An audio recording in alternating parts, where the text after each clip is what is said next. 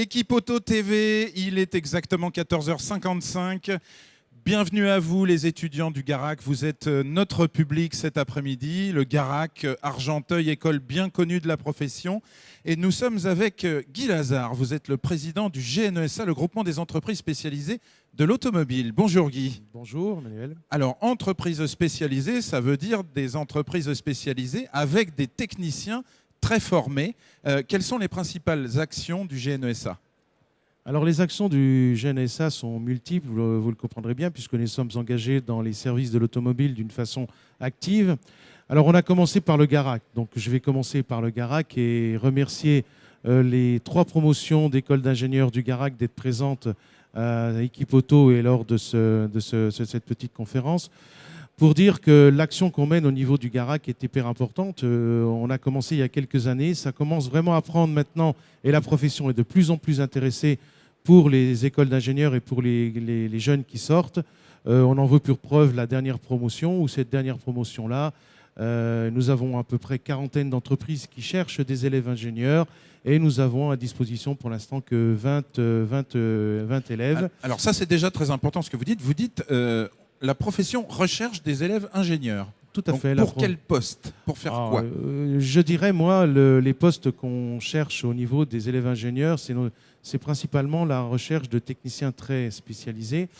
Mais aussi, il faut voir une chose, c'est qu'on a beaucoup d'entreprises dont les dirigeants prennent un petit peu d'âge et on cherche quand même de nouveaux dirigeants pour pouvoir gérer ces entreprises-là, aussi bien par rapport aux humains que par rapport à la gestion et par rapport à la technique. Donc, on a un éventail qui est très varié à proposer à nos jeunes. Mais qui recherche exactement ? Les équipementiers, les entreprises de la distribution automobile ? J'allais dire les réparateurs automobiles. Les réparateurs automobiles. Les réparateurs automobiles qui ont plusieurs sites. Oui.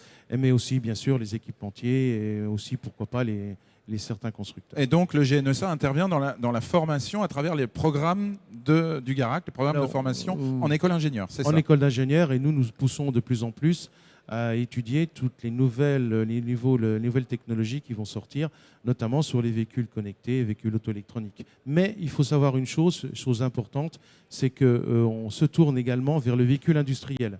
On a beaucoup de demandes sur le véhicule industriel et il y a pas mal de nos jeunes qui sont en stage dans des entreprises de véhicules industriels. Combien d'adhérents, combien d'entreprises adhérentes au GNESA aujourd'hui ? On a environ à peu près 1000 adhérents et ce qui concerne le FESA, puisqu'on va parler aussi de cette entité-là, on a à peu près 6823 entreprises spécialisées qui nous suivent au niveau du FESA. Alors le FESA, c'est un réseau indépendant français de distribution de véhicules électriques et hybrides ? On va dire électrique.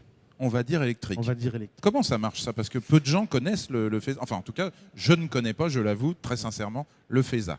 Alors, le FESA, donc je suis responsable du FESA, et mon but dans la création du FESA, c'était de nous tourner vers les nouvelles technologies et de préparer le travail de demain.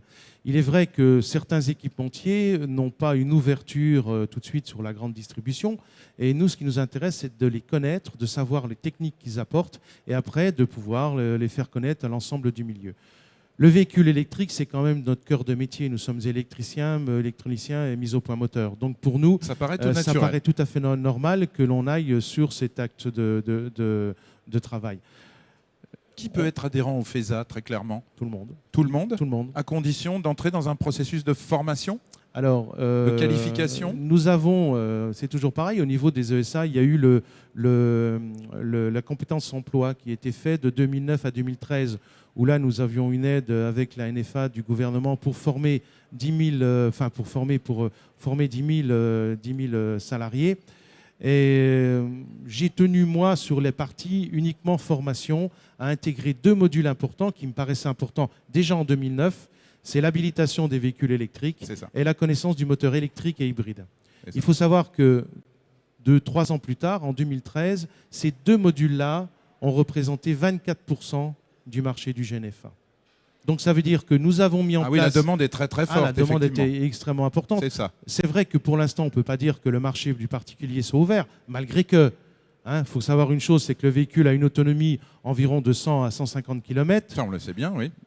10 millions de véhicules sur les 37 millions de véhicules font 50 km par jour. Alors ça, c'est l'argument de ceux qui souhaitent commercialiser les véhicules électriques. Voilà. Alors Mais les maintenant, professionnels, eux, commencent à en voir entrer dans leurs ateliers, et puis des véhicules hybrides surtout d'ailleurs. des véhicules hybrides. Voilà, c'est ça. C'est Hein. ça. Et là, on a aussi mis en place quelque chose qui permettait à nos entreprises de pouvoir se former par l'intermédiaire du GNFA.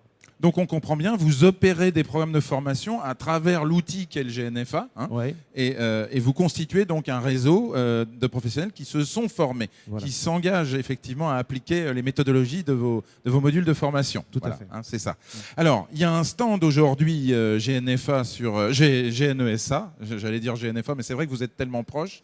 GNESA sur Equipoto, qu'est-ce que vous proposez cette année à voir aux visiteurs? Alors, comme vous le savez, Emmanuel, depuis 2005, nous avions mis déjà en place des véhicules électriques. Depuis 2005.